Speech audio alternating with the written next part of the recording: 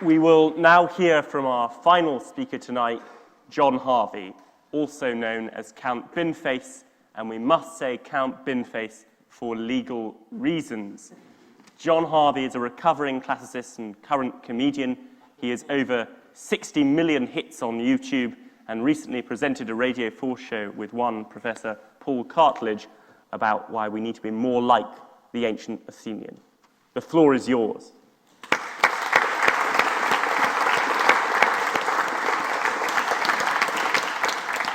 Well, thank you very much, Chairman and ladies and gentlemen. It's a delight to be here, even if one of my opponents has told you that I'm about to urge you to vote pedo. But no, in fact, my colleagues have been so eloquent in defending Athens, I'm not sure really you need me to add to it. But I can, however, make the case that the Spartans were wankers. That's what I'm going to try and do. So I'm Jon. Yes, I'm a comedian writer. You may know me from my sideline in intergalactic politics. I took on Theresa May as Lord Buckethead, then had an interesting battle on the planet copyright, and came back as Count Binface and took on Boris in December and scored 69 votes. The magic number. Well, thank you very much. 69. Ladies and gentlemen, I experienced a surprising 69 with Boris in an Uxbridge sports hall at 4 a.m. on Friday the 13th. And I could do all that because of the wonder of democracy, which means I did it because of the Athenians. So I owe them one, and that's why I'm here tonight. Because without Athens, there'd be no democracy. Without democracy, there'd be no parliament. Without parliament, there'd be no elections. Without elections, there'd be no chance to take the piss. Satirical comedy, Athenian. Theatrical masks, Athenian. One person, one vote, Athenian. The nationalization of Adele, okay, that one's mine, but I give Athens credit for it because they got the ball rolling. Now, the roll call of Athenian artistic brilliance trips off the tongue so easily I barely need mention them. Sophocles, Euripides, Aeschylus, Aristophanes, Phidias, Socrates, Plato, Aristotle. In Sparta, it's basically Alcman and Tyrtaeus, which sounds like a regional law firm and is just about as famous. Now, I could spend the next few minutes regaling the wonders of Athens, but, that'd be the easy route. So I thought I'd try and see things from the other side of the fence. And I was helped by the mighty Tom Holland, who this very day has spent the day merrily tweeting some bon mots about the positive side of Sparta. And this is interesting, because the Spartans were notoriously secretive, so they'd probably have murdered him. In fact, their paranoid need for secrecy is the same reason that the Sparta subjected foreigners to ritual expulsions from the city, or what we would call an Australian-style point system. All of us, thank you, all of us here today live in a society that strives to be tolerant of diversity. But even the wokest amongst us would readily admit that the Spartans were a bit weird. On child rearing, they said any baby, as we've heard, that was deemed physically imperfect was exposed, shoved outside, and left to it. Now, the Athenians did do this too, but the Spartans made it official policy. They were state-sponsored bastards. On which note, I should say, by the way, I make no defense for the Athenian treatment of women. By modern standards, it was appalling. But even by ancient standards, Spartan brutality was exceptional. Or to quote Tom, that's the fun. Tom says the Spartans raised a shrine to laughter in their city. Well, that makes perfect sense because we tend to put up statues to things that are dead or completely mythical, and that is Spartan comedy. How much Spartan comedy has survived through to the current day? Gerard Butler's pants and his accent in the movie 300. That's about it. But now, you see, this is where we get to think. Let's be Spartan. Is it a point of order or of information?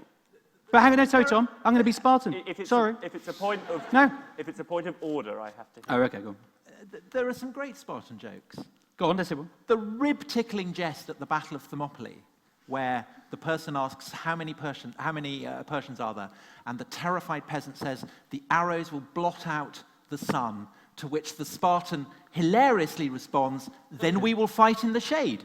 That's a great joke. It's an authentic Laconian rib tickler. I could just leave it there, but no, I'll... Tom, you've just hit the equivalent of a 6 for me, my dear man. But let's sum up Sparta in a few quotes. Here we go. Ancient Sparta has an awesome reputation for terrifying, violent, xenophobic totalitarianism. That's the writer Stephen Kershaw. All extremisms are alike, and in Sparta, all are prefigured. That's the author Tobias Hill. Sparta embodied militarism, totalitarianism, segregation, and brutal repression. Paul Cartledge. The Spartans were once capable of the wise measure of limiting the number allowed to live. The subjugation of 305,000 helots was only possible because of the racial superiority of the Spartans. That was Hitler in 1928. And Adolf makes an important point here, albeit not the point he intended. Because the Athenians had slaves, but Sparta took it to a whole new level. In the league table of slave-owning bastards, they were the Liverpool. Way out ahead of the pack. And as Isaac described so powerfully, they didn't just treat the helots badly, they actually annually went out to ritually cull them. This was Sparta. Hitler gleefully signed up for that. Surely none of you can. But what is it about the Spartans that appeals to Tom and Paul? I think I found something, and we've heard from it tonight. Take a look at how the government system was run. A system, by the way, that even Aristotle founding, and which Cicero euphemistically called mixed. Which I would think he meant the phrase testiculi totales. But anyway, for a start, they had 2 kings. Imagine Prince Charles and a clone of Prince Charles commanding the army. But then they had the Gerousia, which was a senate of 28 men, all aged 60 plus, who pretty much ran the show. Sparta was a gerontocracy. Older people had the biggest sway. These guys are effectively arguing for a system that would give you more Brexit, more Trump, and more countdown. We don't need that. Even stupider was the way the Spartans elected onto the Gerousia, which I think is something that happens here, acclamation. Apparently what happened in the Spartan version, which Aristotle called childish, an assembly would be called, the judges would be stuffed in a windowless room, candidates come forward, and it was the person who got the loudest cheer who was elected. This was government by clapometer. For a modern equivalent, you just have to take all the rowdiest pricks from an episode of Question Time and let them choose your MP. That's what Sparta did. Add to this the fact the Spartan domestic code meant men didn't live with their wives. Again, this is an old man's argument. No one else would go for that. Now, we're here normally because it's 2,500 years since Thermopylae, but as Paul has pointed out, it isn't even that. It's 2,499 years. Not just that, it's a battle which the Spartans lost. They were all killed. It was a defeat, albeit a heroic one, something which, being both Count Binface and a Spurs fan, I do appreciate. But the other reason it was a defeat was because we're told the Spartans were betrayed by one of their own Ephialtes, who gave the Persians the knowledge about the pass round the back to cut the Spartans off. If the film 300 to be believed, Ephialtes did it for a shiny uniform. And I think we should all agree that the film 300 is an alpha text. I'm sure Paul would agree with that.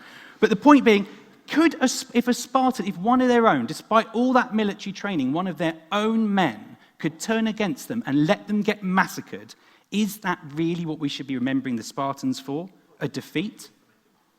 Actually, now I am going to play Spartan and say, shove it. The idea is, it's like having this debate in memory of a defeat. That would appall a Spartan. It's like asking a Wales rugby fan to argue in favour of her team's greatness by commemorating Saturday's 33-30 defeat by England. They wouldn't be having it. And by the way, while we're on the subject of the Peloponnesian War, how did it start? This is a Thucydides translation, not by anyone in the room. This is what Thucydides says about the start of that war. The real reason, the alethestate prophasis for the war was, in my opinion, the growth of Athenian power and the fear which this caused in Sparta. Spartans great? No. History tells us they were cowards. The contest, the will to win, that is something that unites all of us, this side of the room and that side of the room. And it united all Greeks. But to have a meaningful vote on it, and for your vote to matter as much as anyone else's, that's Athenian. Athens is the greatest. These guys want to make Sparta great again. But you shouldn't let them. Send the gerontocracy back to the golf course. Vote down the motion, and by the way, vote Count Binface. Thank you.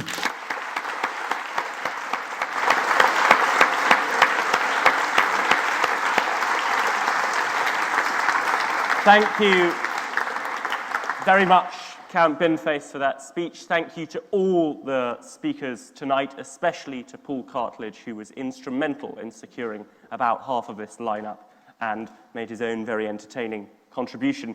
Thank you to my parents for occasionally suggesting speakers.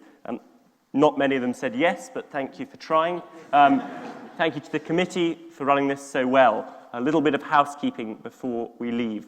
Tomorrow, there is a speaker event here from the exciting Toby Ord, and the next day, Thursday, there is another debate where I will leave this chair to propose the motion that there is still a point in the Cambridge Union. Please come along. If I lose, we're going to close the society down. This will be my last debate as president, so if you like this term, come along, and if you hated it, come along. I will be leaving. Afterwards, there'll be some jazz in the chamber and a small party. Please feel free to join in and wear black tie if you intend to dance. But tonight, in this house, we will vote with our feet. As you leave this chamber tonight, we will not be using the acclamation model. You will be voting through the lobbies there. If you agree with the Spartans, vote aye. With the Athenians, vote no. And if you support either Persia or Thebes or one of the other suggestions, you can walk through the abstention in the middle. The results will be announced shortly in the bar as well as the swing, so set your watches and wait carefully. After 2,500 years, we are about to settle this question once and for all.